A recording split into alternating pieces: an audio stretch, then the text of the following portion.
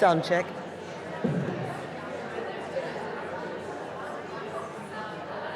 Good morning, ladies. If you'd like to take your seats.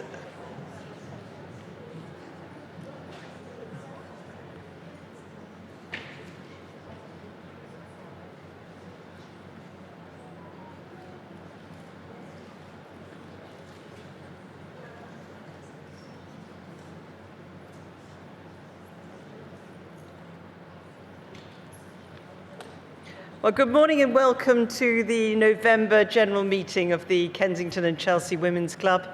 I'm standing in for Mary Narvel, who's very unfortunately not able to join us today.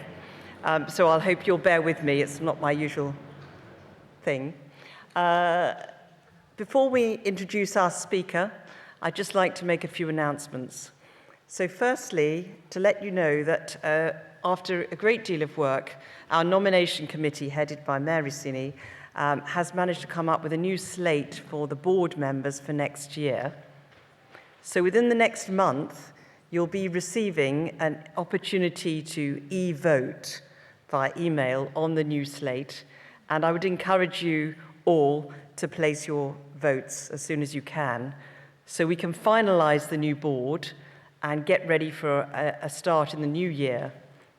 And we'll be announcing the new board at our December meeting, which is a lunch meeting. And obviously, it'll go out by email as well for anyone who's not able to join us then.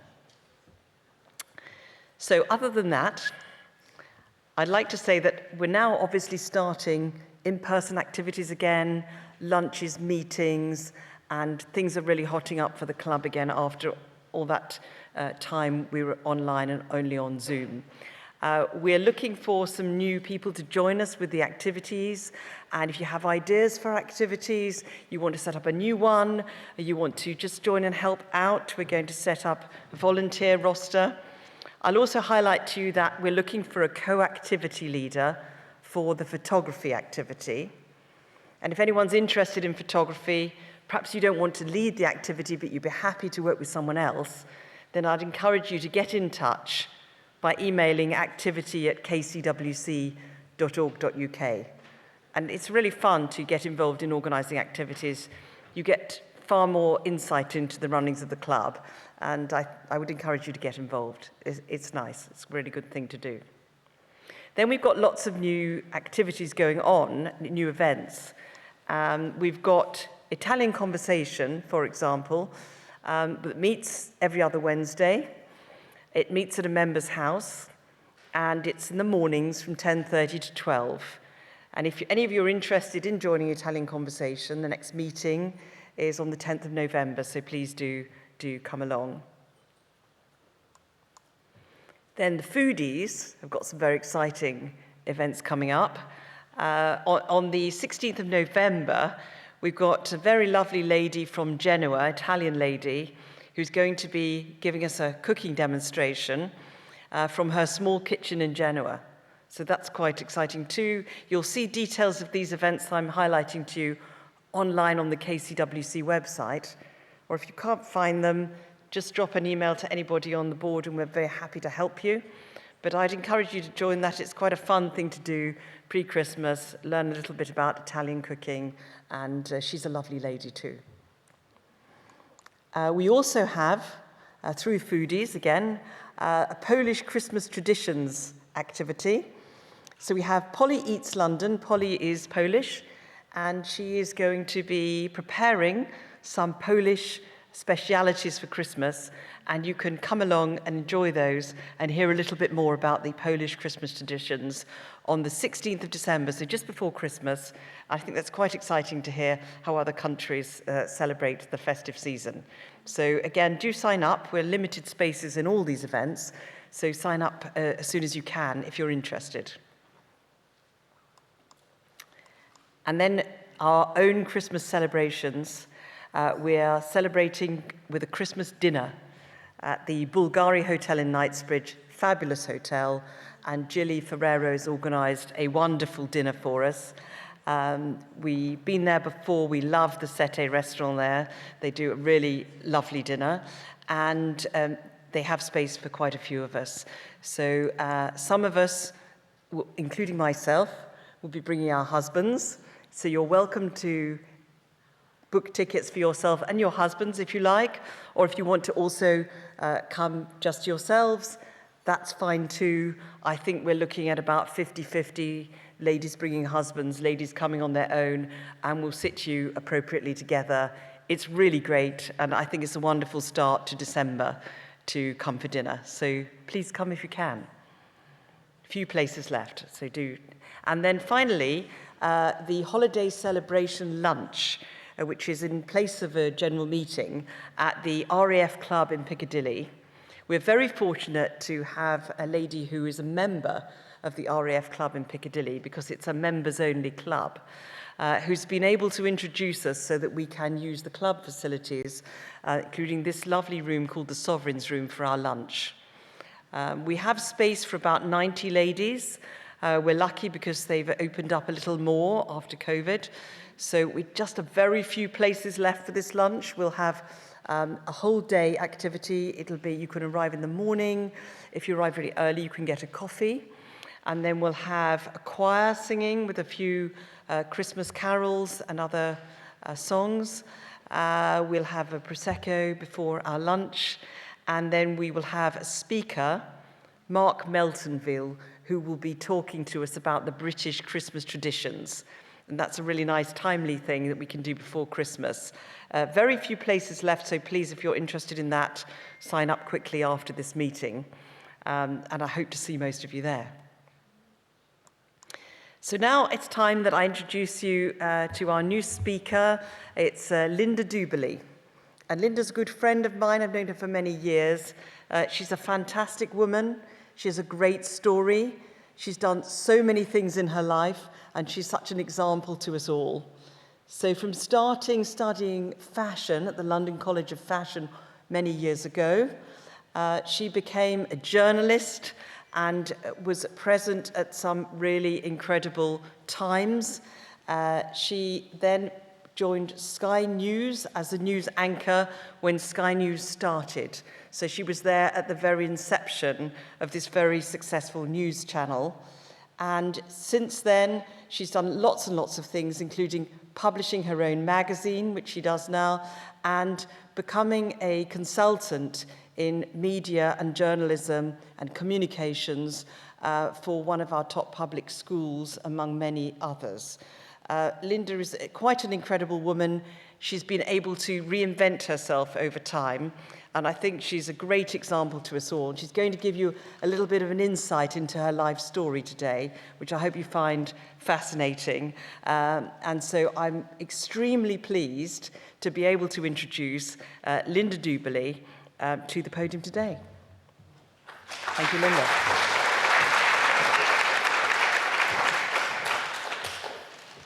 I'm not sure I can live up to that, actually. So it all sounded very grand. And actually, when I started, I almost did it by accident. As Anne said, I was doing art A-level, actually, theatrical costume design. And I noticed a prospectus for the London College of Fashion that did a one-year course in magazine journalism. So I thought, well, I'm doing English A-level. I might as well pop along and do that. So I did, and halfway through that course, I read two books. I read Evelyn Waugh's Scoop, and I read Harold Evans's first book, Editing and Design, called Newsman's English. And I can honestly say that Harold Evans's book changed my life. I decided I wanted to become a journalist, so I moved down to Cardiff to train on a regional newspaper called the Western Mail. And it was very hard. I was only 19.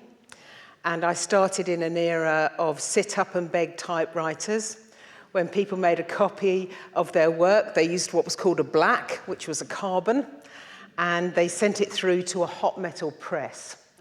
And I finally ended up at Sky News, and then after that, ITV on Tonight with Trevor McDonald, where I'm working in the age of digital television and digital news gathering. So I think I've gone from being a 19-year-old cub reporter to a media consultant of 62. So I don't often mention that, but it gives you some idea of the kind of the period of time that I occupied as a journalist. So whenever I do a talk, I do talk a bit about my career, but actually, you know, I mean, it's a job, and a job's a job. So I like to knit it to a concept, a wider concept. And what I talk about is never giving up and never giving in. Because what I do think, particularly where women are concerned, is that we all want to remain relevant. We all want to be in the room. And we want to be visible. We don't just want to go quietly into the night. We don't want to just disappear. And part of that is just continuing to do interesting, supportive things. That's not just career-wise, that's for your family, your friends, your community, maybe a charity, but also a career where you're continually perhaps reinventing yourself. So I'm going to go right back to the beginning. That's a very, very old photograph. It's lacking a bit in resolution, but it was taken from a newspaper, the Daily Mail. In fact, that paper, that picture comes from the Mail on Sunday, and that story I was covering, I was only about 26 there. I was tracking illegal animal hunters in West Africa, and that's me with obviously one of the chimpanzees, which we were watching them being rehabilitated after they'd been captured by illegal animal hunters. So that's very, very early in my career. That's the Mail on Sunday, as I said. It was quite a difficult and bloody atmosphere. I don't know if anyone knows anyone on the Daily Mail, but I will tell you that Paul Dacre was my news editor, and he was a particularly difficult man to work for. He was a very, very good news editor. He's now editor emeritus of both the Daily Mail and the Mail on Sunday. And before I left the Western Mail in Cardiff, I was warned, I was given one warning: whatever you do, don't work with the Daily Mail, because it's the bloodiest news desk in Fleet Street, and it will really frighten you. And as luck would have it, that is exactly where I ended up. So I'll tell you a little story now, because in the Fleet Street at the time, you used to have to do shifts. And when you did shifts, you eventually might be lucky enough to get what's called a summer relief contract, where you took over from those people who had staff jobs, who went on holiday. And then amazingly, you might actually get a staff job, but it was called dead men's shoes jobs. I mean, literally someone died and a vacancy came up. I was so scared the first time I arrived at the Daily Mail. I did a couple of shifts and I never went back. At least I tried not to go back. So I disappeared off the radar for a couple of weeks, and I was actually at my brother's house when Peter Wright, who went on to edit the Mail on Sunday, called me at my brother's house, because my surname is so unusual that they called all the Duberleys in the London phone directory to get me back for another shift. So I had to go back. But it all went quite well, and I was very fortunate to cover some great stories. I covered the Libyan embassy siege, and today I was a deputy royal correspondent. I covered the birth of Prince Harry. Now when I look at him, I think, God, I was there when you were born. And that's how old I am. At the Mail on Sunday, I did illegal animal hunting and some really, really good investigations. You know, I was very, very fortunate. It's a very tough environment. So by the time I was 28, I'd had staff jobs on 2 daily newspapers and 1 Sunday newspaper. And I wasn't really quite sure what to do next. So that's what I did next. I went to Sky News at its inception, when it was not much more than a mud field in Isleworth, where people really there was no 24-hour news. It didn't actually exist at all. So we find that hard to believe, because there's so much 24-hour news on television, but it was a totally new concept. So one example of how new it was I was sent off to cover the release of the Guildford Four. So I don't know if anyone remembers that. It was at the Old Bailey. It's a very, very famous case where certain alleged terrorists had been in prison, and it had been discovered that the police made up the confessions. And I remember being sent there by my news editor, Nick Ferrari, who's now on LBC, And I was sent there to get into the public gallery, because at the Old Bailey, or the Bailey, as reporters call it, you can't get out of the media gallery before 1 because of security issues. So I had to literally run down the street, force my way to the front of the people who were trying to get into the public gallery, get into the public gallery, because I knew I could get out at midday. There were no restrictions on the public gallery. So I got out of there, I got my shorthand note. I do 120 words a minute still, which makes me a real dinosaur in the world of media. And I couldn't believe what the judge was saying. I absolutely couldn't believe it. I couldn't check with the Press Association, I couldn't check my notes. I had to read straight off my shorthand notebook to camera at midday. And I was concentrating so hard on this that I didn't realise that all the other journalists that were there were saying, what is she doing? It's midday. And someone said, she's from Sky. They've got 24-hour news. And BBC and ITN couldn't go live until 1. And that was the first time I'd ever seen anyone realise what can happen. So those are all sort of breaking news shots. Bit severe in a couple of those, I think. Very big shoulders in that yellow jacket, and very big earrings as well.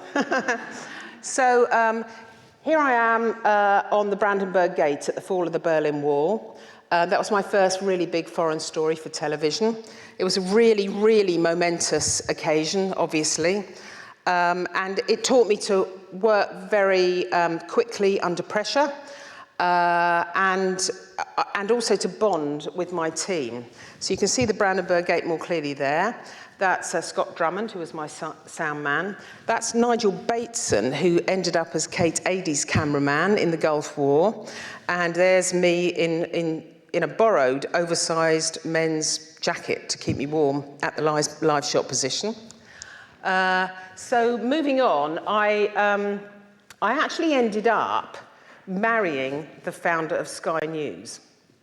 So we're divorced now, but we do get on very, very well. In fact, we get on better now that we're not married, which tells us all something. I'm not quite sure what. Anyway, he went over to run the broadcast operation in Hong Kong for Star News, and I became the Asia Bureau Chief for Fox News. Now, Fox News is quite a controversial channel, as I'm sure you all know. However, at the time, it was much more like CNN. It was much more rolling news like Sky News. And that picture is taken in the Macedonia, in the refugee camps during the Kosovo crisis. That's my producer, Vivian McGrath, and my sound man again, Ravid, who was from the Israeli bureau, Fox News Bureau. And it was a tremendous time of learning, I think, when you see refugees who are in such distress. It teaches you something about life, because those people, the people I met there, had absolutely nothing. And the people in the transit camps, which precede the refugee camps, were in desperate straits. I heard one horrific story about a woman giving birth and then just pushing the baby into the river. And it's only when you do stories like that you realise the really gruesome side of life that doesn't actually ever get to air. So that's me at Fox News Channel. So after all of this, and I was, I'd had 2 children by this stage. I'd had Connor, who's now 30, and I'd had Fergus, who is 23. And so it was hard. It was hard in the refugee camps, because I was actually pregnant with the second one on some quite difficult stories. And at that point, I promised my father that I would stop all this gallivanting around on hard news stories. So I joined a programme called Tonight with Trevor McDonald, where I was a reporter presenter. And I was sent to Miami, because we did lots of really interesting investigations. And the story was about cowboy cosmetic surgeons. So in South America, which for obvious reasons really, because they have such a beach culture and they're very body conscious, they had lots and lots of surgeons who travelled up the side of America into Miami, and some of them, weren't properly qualified, and they were operating on people's kitchen tables, operating in people's garages, and I was going to go undercover with the special squad that was operating with the Miami police force to investigate this story. And so I remember landing, going out with my producer, assistant producer, camera crew, and they all had to go undercover the next morning. I didn't. So, you know, I'm in the bar teaching them how to make and drink martinis. And then they all went off. And the next thing I knew, I flipped the television screen on in the morning, and I saw the first plane fly into the first tower. And I realised I had to get them back because things would become very serious very quickly. So I tried to call London. I couldn't get through to anyone in London. I got my crew back, and I said, somehow we're going to have to make our way to New York. And they were horrified at this. They're kind of a bit younger than me, and they said, well, that is quite a long way away, actually. I said, well, it's about a 27-hour drive, so we're going to have to start quite soon. And they didn't take me seriously at all. I said, no, I absolutely mean that we are going to New York because they cancelled all the flights across the Atlantic, and it will be the only way of getting a crew into the city. So we set off. We did get to New York in around about 27 hours. I did a live shot with Jonathan Dimbleby from just across the water, actually. And then I spent 6 weeks there doing a documentary on the fire crew of the Spanish Harlem firehouse. And some of these firehouses had lost most of their men. You know, there were firehouses there that had been virtually obliterated. Certainly a dozen or so men were killed in the Spanish Harlem firehouse. But that was, as I've said there on that bullet point, I was in the right place at kind of the wrong time. And I remember calling my dad, and I'd promised I'd give this career up. And I finally worked up the nerve to call home. And he said, hi, where are you? And I said, I'm in New York. And he said, I thought you were going to stop this. And I said, well, yeah, no, I did plan on it. And believe me, it just happened. And he said, well, your mother's out at the moment. He said, but I know that if she was here, she'd say that she was really proud of you. And he said, in fact, what I mean is that I'm really proud of you. And I always nearly cry when I say that because he died of vascular dementia quite a while ago, and I know how proud he was of some of the stuff I'd done. So I carried on going, but I never really went back to any more dangerous stories after that. So, let me just go back one moment, because I'm going to tell you a story there. I put down Amy Jarrett and why she mattered to me. So from time to time, I do talk about her. Amy Jarrett was one of the airline hostesses in one of the Twin Towers whose throat was cut by the terrorists. And that is how they took control of the plane. And I interviewed her mother several days later in, I think it was just outside of New York at her home. And I'd never before done an interview where someone had given me a blow-by-blow account, a minute-by-minute account of what it's like to suffer that kind of loss, from the moment when she knew her daughter was probably on the plane, to the moment she got the confirmation, to the moment it became real to her. And it was a long interview. And by the end of it, all the neighbours from around had circulated around the room. And there was just me and her. And right at the end, she just fell forward, and I managed to catch her in my arms because she was just exhausted, but she wanted to pay this tribute to her daughter. So every so often, I mention Amy Jarrett. I'm a Catholic, so I had Mass said for her when I got back to the UK.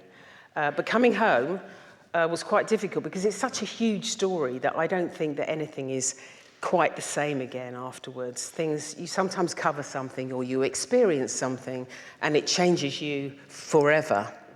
Anyway, there I am with Trev, and he is a legend. I remember once, just as I was getting divorced, and he was in some kind of complicated situation, and we'd gone to the office party. So we flew up to Manchester, went to the office party, and I was on the plane sitting next to him coming back, and he said to me, the woman tapped me on the shoulder behind, and she said, oh, she said, he sounds just the same in real life. Does he sound like that at home? And I said, no, you've got the wrong end of the stick. And I said, Trevor, when we get off the plane, we're going to have to separate, because it's okay arriving in Manchester, they don't have a paparazzi squad hanging around. They might do now, but they didn't then. I said, but when we get to Heathrow, we'll have to be a little bit careful. But he's been a great colleague and actually a fantastic leader of that programme, because we regularly got 4.5 million viewers twice a week. That's a lot of viewers. In fact, I interviewed Pam Warren, the woman who survived the Paddington fire, that wore the plastic mask. And we did a two-part programme on that. That 7.5 million viewers is a lot of viewers for a news programme. And actually was quite difficult. It was because by then I had my third child. So I had my daughter, my lovely Kitty, my little girl, my youngest daughter. But I was very pleased with all the work I did on that programme, because I covered all the main social issues: drugs, knife crime, nutrition, eating disorders. Some of those things actually mattered just as much to me as covering very big foreign stories. I started doing some international financial reporting, and I set up my company, Duberley Media, at around about the same time. So I carried on anchoring, reporting, but also doing media training, presentation coaching, public speaking, particularly for schools. I really enjoy doing it for schools, for youngsters trying to get into university or particular art colleges. But it was quite difficult dealing with family life. It's a very pressurised existence. There I am. I went to Arise News after that. That's another 24-hour news channel. It kind of focuses on Africa, and we were very fortunate. We could broadcast out of New Zealand House, which overlooks Trafalgar Square. So it's a very good location. And by then I was 57, so it's quite scary going back on air when a high-definition television camera is staring you in the face. But nevertheless, I think you just face up to these things, and actually, it wasn't so bad. I had a few more wrinkles, but I had a bit more experience and a bit more personality, so it kind of worked out okay. In fact, I had by then my son, the little boy that I had was pregnant with when I was a foreign correspondent, was at university at UEA, and he was an English and drama student. And he came back in the holidays and he said, oh, something happened. I must tell you about this. He said, I went into the big lecture theatre, and the lecturer said to us, well, this is a really important TV interview. It is someone interviewing the Black Tara Theatre Company. It's their production of Macbeth, and it's one of the most insightful interviews I've seen in recent years from a totally different perspective. And pressed the button, and my son said, and there you were, in front of 200 students. So the lecturer was very kind. He said it was a very good interview, and he said, I advise you all to watch it again. It's quite a complicated issue, worth watching twice, if only to watch Fergus Olone's mother. So up there now. So I also speak at conferences. That conference is for WACL, which is Women in Advertising Communications in London. That's for their kind of younger group called Thrive, and it's about sort of inspiring people. That's the subject of that was She Who Dares Wins. It's about taking risks with your career and with your life in general. It's about pushing forward, knowing when to take the risk, when not to take the risk. And there's my magazine. And I think that's the biggest challenge of all. I mean, people say to me, local magazine, is that a hobby? And I say, well, no, of course it's not a hobby. Running a business is not a hobby. You won't have a business for very long if you treat it like a hobby. So it was hard to cope with the responsibility. There's a whole chain, as Vivian can tell us there in the front row, there's a whole chain of command in publishing where you're responsible for so many different things, and it's quite a scary proposition. I often tell people I would rather drive up the I-95 to cover the Twin Tower terrorist attack than publish a local magazine. It ceased during COVID, but I got it back. So this arrived last night. So that's my first edition since lockdown. Thank you. Thank you very much. And there's a story behind the one with Trevor on the front. That's the newest one, obviously. Because we did originally have the general man. I like to get a really good local businessman or business person on the cover. And it's quite good if we can monetize the cover in terms of making it an advertorial.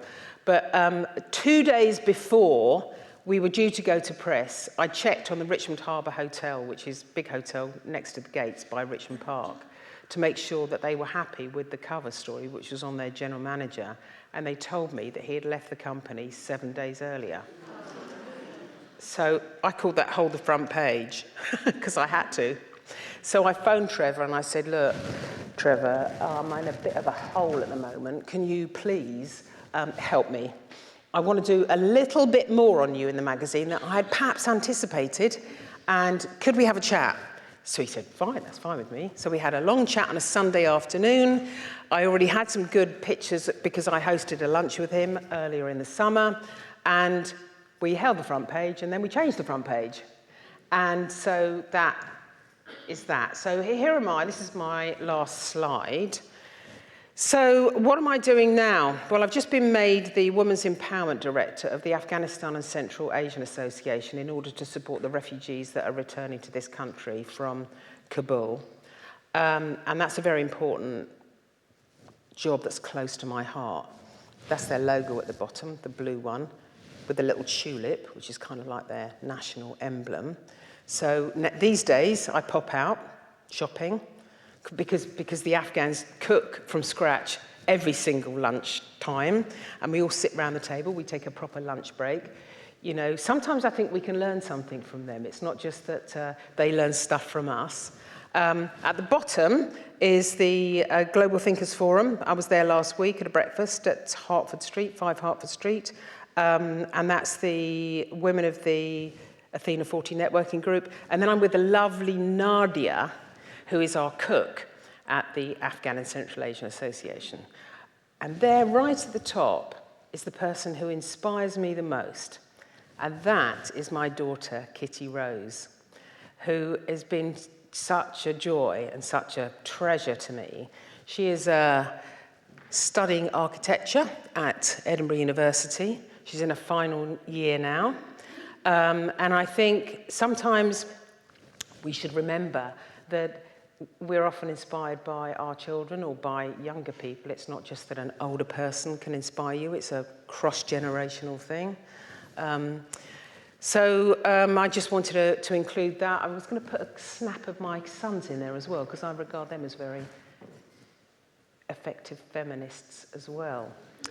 Anyway, I hope that you have found that in some ways interesting. It's been an absolute pleasure speaking to you. And I wondered if any of you had any questions. When is your autobiography coming out? Oh. Oh, are you? Yes. Well, I'm not sure about an autobiography, but I do want to write something about women's empowerment. Please, you must. No? Please, you must. Do an auto. All right, okay. Yeah, I keep thinking about writing a book, but it seems such a big thing to me to sort of frame the whole thing out. But maybe, okay, maybe. Very, very, very empowering, just very motivating just listening to you. It's wonderful. Oh, thank you very much. Thank you. I just wanted to know what you do at this Afghanistan and Central Asian Association. Okay, so as I said, I'm the Women's Empowerment Director, and what I'm attempting to do is roll out a platform that helps existing Afghan women in the UK and the refugees who've come here, who are at the moment in the bridging hotels across the UK. And I want to roll out a programme that helps their personal growth and their professional advancement. It's quite a big challenge because of the culture. But I do believe that I can go back to some of the very traditional values they have about raising their families and where they are in the world, because I want to build a platform so that they feel safe and secure in order to build their skill set. And some of them have been evacuated, are very, very well educated and speak perfect English, but others are not. And so I want to teach them practical skills, because I think that's the root of all empowerment for women, actually. I want to teach them IT skills. I want to bring in people to do interview skills, writing a CV, but also things about mindfulness, meditation, cross-cultural parenting, how to raise a happy, healthy child, which is the workshop I'm doing tomorrow. So What I'm trying to say is that my idea is to approach the subject in a careful, holistic manner, but actually, at the heart of this, I want to provide realistic, practical, focused skills.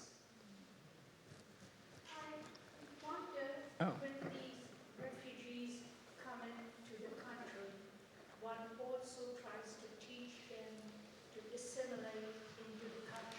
Of course, that's exactly the point. Because I feel sometimes they don't. No. So, you use quite an interesting word, assimilate. The Germans are more likely to say assimilate because they have a very strong programme for cohesion. We use the word integrate because we don't enforce it to quite the same extent.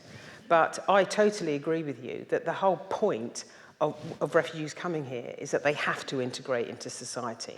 So I've been in refugee camps in Macedonia where the whole population has been destabilised by the cohort of refugees that have come in, and it's societally a very, very difficult issue.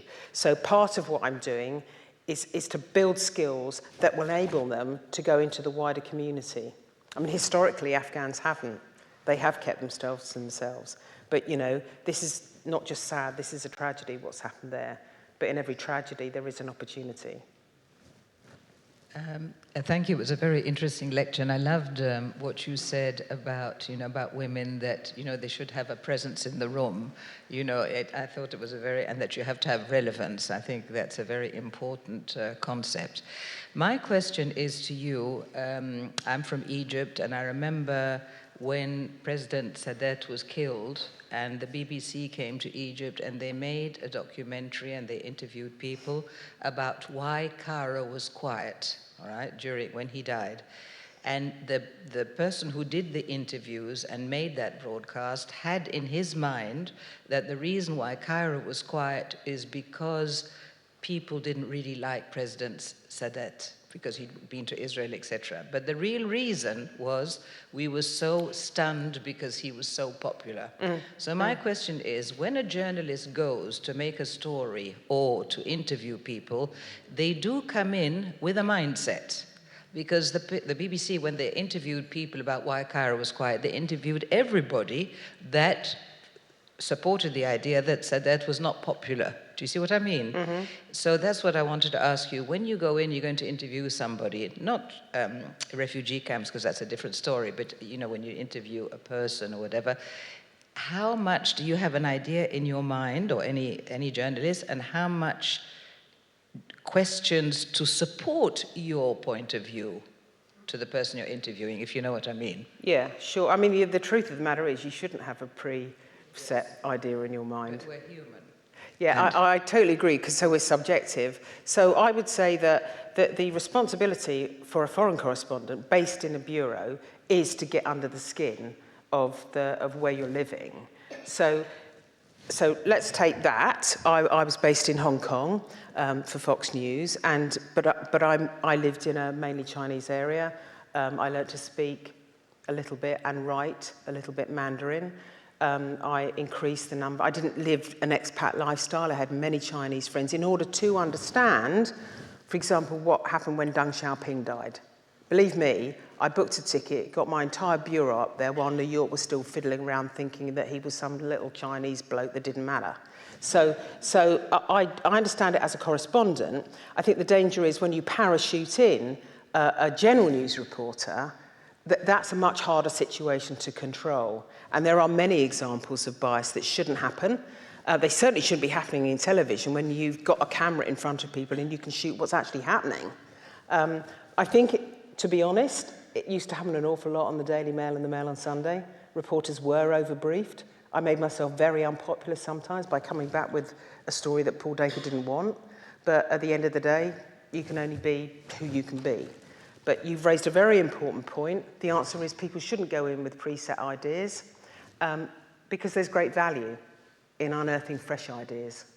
And that's the whole point of good international news gathering, is to find out how other people really think and how they really feel. Because until we do that constantly, we're always at odds with each other. That's what I believe.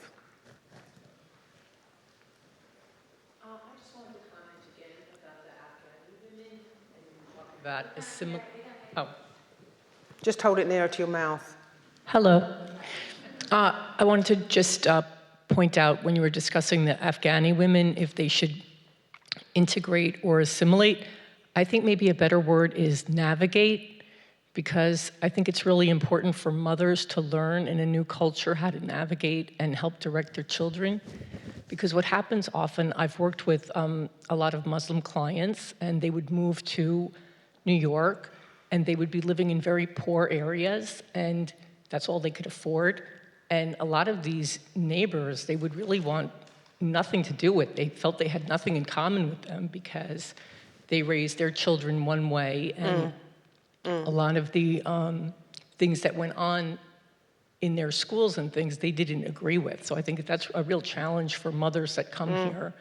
And, you know, they have different ideas about, you know, not even, oh, girls shouldn't be going to school. Yes, they want their daughters to go to school. They don't want their daughter having sex at 14 with some classmate, that kind of thing. I think that's the real challenge, to help these women hold on to some of their values and still put their kids out in the local culture.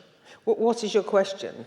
I didn't really have a question. I just wanted to comment. Oh, right, okay. I'm sitting here listening to you. I'm thinking, well, I'm going to point something out to you. So, Oh, yeah, no, I completely agree with you. yeah, I don't have a question. Yeah, I don't think that you can do anything until you've taken a look at the landscape. That's true. So tomorrow and actually the reason why I've done a workshop, which is around raising happy, healthy children, is because I wouldn't go there until I'd already done an event with a specific aim of finding out what concerned them. And actually, the biggest concern was raising children in a cross-cultural environment. So I wouldn't dream of imposing my ideas on someone else. I could only construct anything once I've got some information back, and I haven't got enough, but I have enough to know that that's a cause for concern, that their children go into English schools all day long and live in an English culture, and then come home and live in an Afghan culture. And that is a big, big challenge. And in many ways, that's equally as important as how you approach adult refugees, because that's one way of increasing assimilation. Even in my own family, my niece's boyfriend is from Afghanistan by coincidence. And there are very many hurdles that we have to cross as a family. So I do understand, you've raised a very good point. Survey the landscape, navigate the landscape, but at the end of the day, you do have to assimilate or integrate or become cohesive or inclusive with the society where you live. Otherwise, you're just living in a ghetto. Well, I think my point is a lot of them do tend to live in poorer neighborhoods. You know, like when I would go into the South Bronx, people would say to me, they were shocked that my thoughts on a lot of things were very similar to theirs.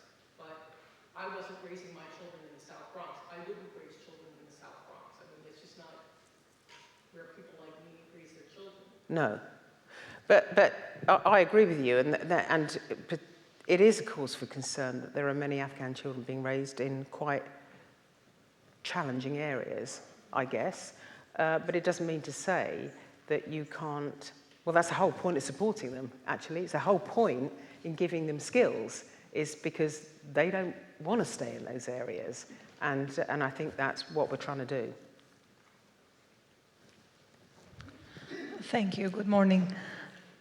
Just touching that point as well on the Afghan woman, I have participated in some workshops in Switzerland with the group Espace Femme, where I led the empowerment of women through art therapy and emotional intelligence. Oh, yes, yes. And we call it social inclusion, because the Swiss have a very intensive program, and it's led by different communities.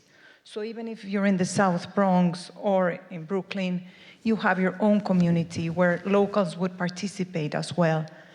And what I think is a huge difference between the UK and America, having lived in both countries, is when you go to America, the culture totally embraces you, and it's very easy to fit in for foreigners. Whereas in England, and I have my highest respect because I love culture diversity. I think it only enriches other cultures.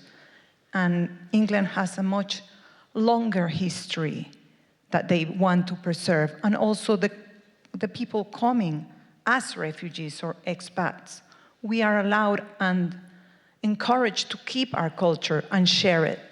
So that's a big difference where you go into America and everybody starts eating pizzas and hot dogs and wearing trainers and blue jeans immediately. And I see it from the Iranian side, that I marry an Iranian. When they go to America, they become much more Americanized, where the ones in England are very proud to preserve their history. Oh, yeah, I and know. say, well, I have something to share as well. Exactly. I don't need... That's my point. It's not a one-way street. Yeah, it's so not it's... just that I want you to learn something from me. So where in It's America... what can you teach me? Yeah. Exactly, and I feel that's happening in the UK, and it's absolutely beautiful, where in America, the cultures become more diluted. So I really admire the work you're doing in Afghan, and if I can help in any way with... Oh, I'll be in touch, don't worry. Thank you. Any more? Yeah, one more. Okay.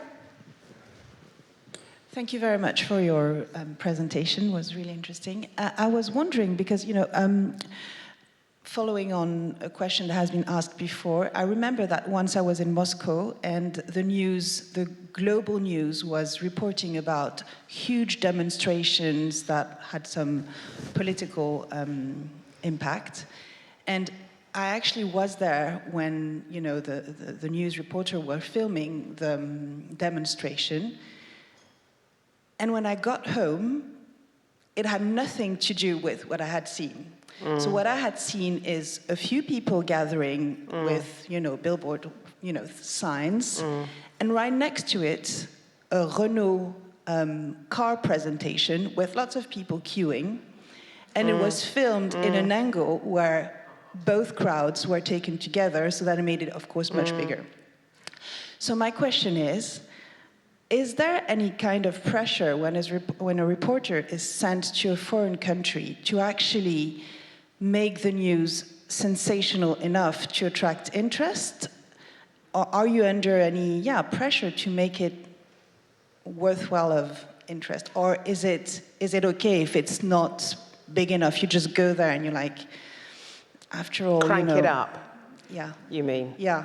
Is there anything like that? Yeah, it does. All that pressure exists. It exists on newspapers. It exists in the broadcast media. It exists all the time. And sometimes it's subliminal, and sometimes it's really obvious. But it's the reporter's job to try and resist that kind of pressure and actually go and find out something that's really interesting. I think the people that I noticed doing it most were Tonight with Trevor McDonald. We used to be totally overbriefed on some stories.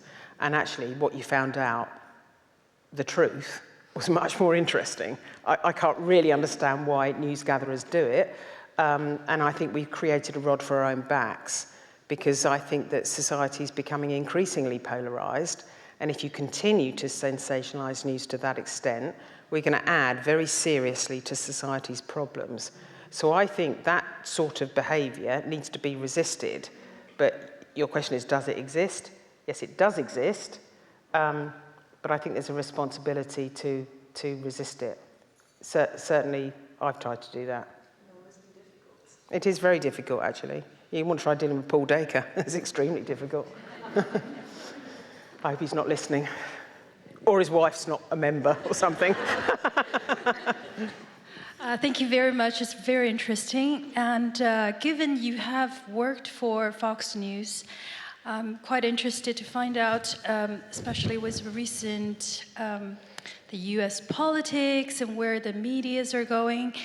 I was wondering, what is your view on different channels? Are they being very fair to the reporting the reality, or they are actually taking a bit sides? For example, Fox News, for example, CNN, they all actually take a different side. Do you think they purposely do that? Okay. Yeah. So they shouldn't, but they do. And when I worked for Fox News, it was actually much more like CNN, because that was the model, 24-hour rolling news. There wasn't much difference. But Fox has become a very different news channel in recent years. It's the most watched news channel, I believe, in America, which kind of saddens me a little, because it is very polarised. But I suppose if you've got a liberal-minded channel and a right-wing channel, then the viewer can make up their mind which one they want to watch. It's very, very hard to have objective news. You know, even the BBC, sometimes especially the BBC now, can be very, very biased. So it's a problem. I agree with you completely. I'm not quite sure what we do about it, but it's a massive problem because it's so, people are so easily influenced by what they see, particularly in news and documentaries. I want to ask another question. You know, it's not related to any of this, but this, you started a publication. In this day and age, a printed magazine, and it works. I mean, you think it'll be successful? Well, I thought everyone was doing things online. It's been going for 4 years, but why do you think? Here's my question to you. Why do you think that print publications aren't successful?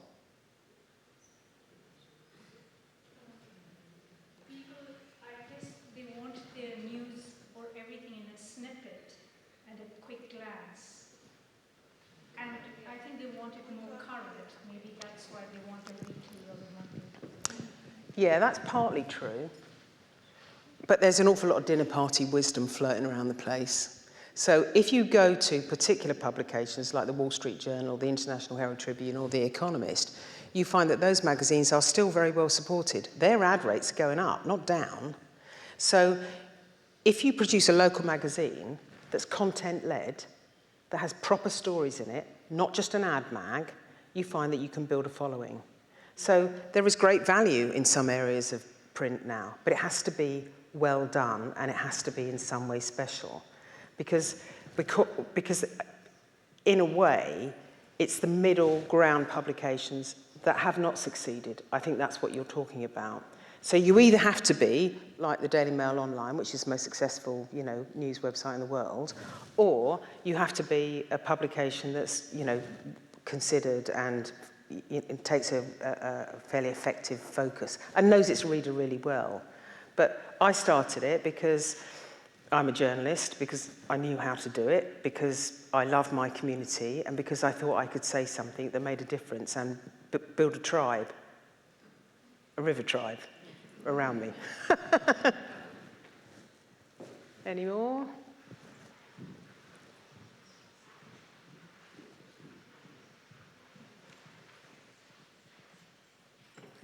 Hi, that was very interesting, fascinating, but I've one last question.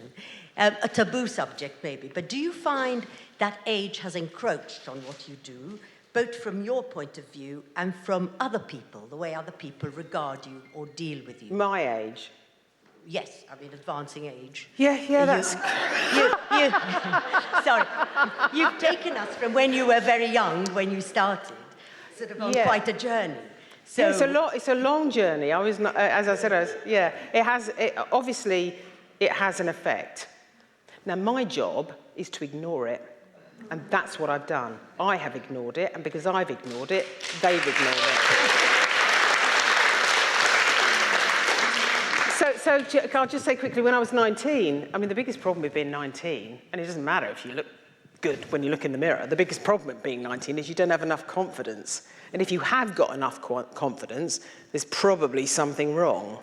So the problem when you're younger is that you might look okay, but your confidence and experience, the things that really help you understand stories and navigate the world, to use your word, they don't exist. So it's your job as you get older to develop those things.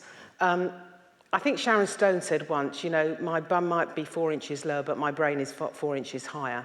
And I think that's incumbent upon us all.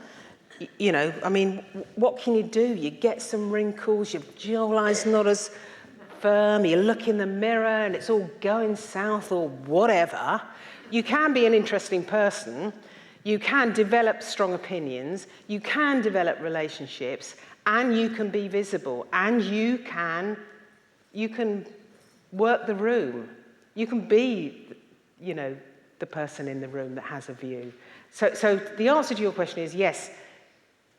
People have suggested that age is an issue, but, well, not very often and not very much. Not that I noticed.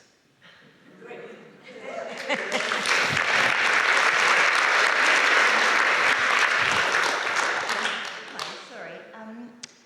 You also happen to look terrific. Great outfit. Thank so you. I think, looks definitely, you're a very good investment for your 40 years of reporting. In your 40 years plus of reporting, which has been your story, investigation that you're most proud of? And on another sort of tangent of that, is there anything that you've reported on that has affected real change that you have experienced or seen with that story going further globally? So I think that it's the person I mentioned in my presentation. It was interviewing Amy Jarrett's mother, the airline hostess. The reason why, it's not a question of being proud of it, because it's very hard to be proud of such a totally awful situation. But it's very rare that you get the chance, and maybe she shouldn't have done that interview just 4 days after her daughter was murdered, but it's very rare that you get a chance to talk to someone about actually what occurs in that moment when you fear the worst, when you learn the worst, when you react to the worst. It's very enlightening. It's changed the way I think about so many things. But that interview was a benchmark interview. My colleague Martin Bashir, who's got kind of a questionable reputation, really, he did the main story, and my interview was slotted into his. But I think for a lot of people that watched that interview, it brought home the full horror of what actually happened on that September morning. I think the interview that made me more confident, that made me understand how to stand my ground, was I interviewed the president of Indonesia about the pro-democracy riots that had happened, in which 16 students had died the week before. And he started to give me this, frankly, crock of shit about how it wasn't his responsibility. And I pinned him right down, and he's in his throne. I'm on a little footstool in front of him, and there's armed guards down the side of the room. But I would not let the question drop, because that's at the heart of it. If you can't take responsibility, heavy the head that wears the crown. If you can't take responsibility for 16 dead youngsters on your streets because of your policy, then frankly, you don't deserve to be a leader. And I pressed that point, pressed it, and it worked.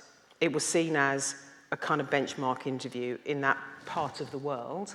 President Habibie, so no one's really heard of him here, but it was a tough interview, and I think from that I learned to be forceful and to not give ground when I believed in pressing a point home. Yeah. Hello, lovely to meet you. Have you ever thought to become a politician? Yes. No, sorry girls, I mean, it's a good question. So let me answer. I'm going to answer that question because I did think about it. So I spoke to a couple of people, Frances Maud and Crispin Blunt, and they told me to apply. I applied, I got on the list. I was on the list of Conservative candidates for 5 years. Trevor wrote my reference. I worked very hard. I did canvassing, I did leafleting, I went for Q&A training, and I got to the final 3 in Eastleigh in Hampshire and came second. The next seat to come up was Uxbridge, my hometown, but obviously Boris, was in there. And I tried another couple of times, but by then I was a single mother of 3 children, and politics is random. Sometimes the result, I wouldn't say is fixed, but they've already made their decision before you ever go into the final. And I just couldn't keep giving up that much time without earning money. So yeah, people still ask me now, would I consider being a politician? Someone asked me only last week at Beaconsfield, I live in Marlow, Beaconsfield Conservative Association, someone asked me that. And I said to them, well, the problem is, I'm a big fan of older women, I'm a big fan of empowering older women, but you have to make a decision sometimes that you might be too old. And I'm not saying I feel old, or that I can't scrub up okay, but if someone wants 2 terms from you, and that's 10 years, you have a duty to your constituents to actually recognise what they may want from a politician. But I understand your point completely, I think there's more than one way to skin a cat.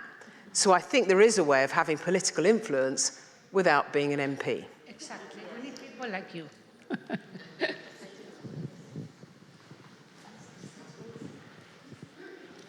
Sorry.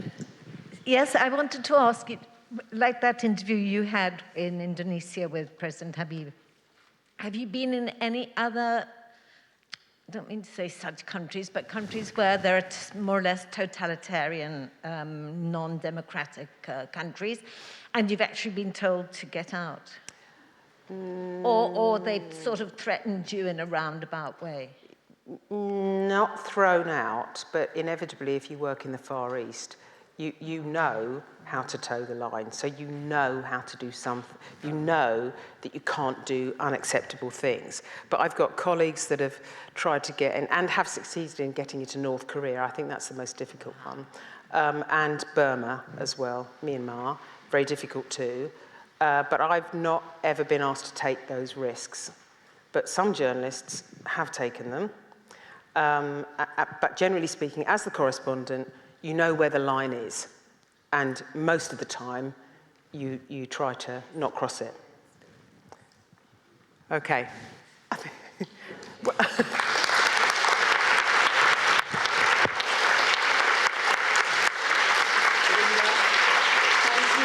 So much for such a fascinating and interesting and empowering talk today. We really appreciate it. Oh no, it was a pleasure. It's fantastic to hear you. 2 years in lockdown, finally, real people. We agree, don't we? We're all pleased to be here. So Linda's going to join us at lunchtime, so if any of the ladies coming to lunch want to have a further chat with Linda, I'm sure she'll be pleased to hear from you.